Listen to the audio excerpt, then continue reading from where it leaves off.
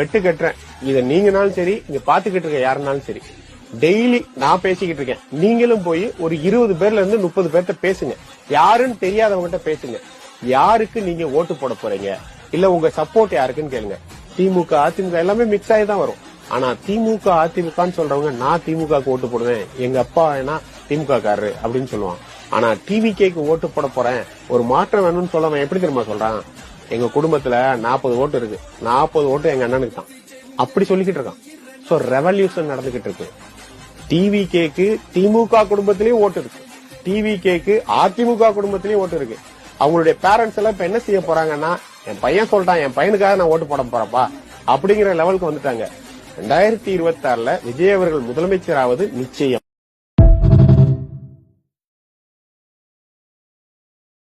Download ShareChat.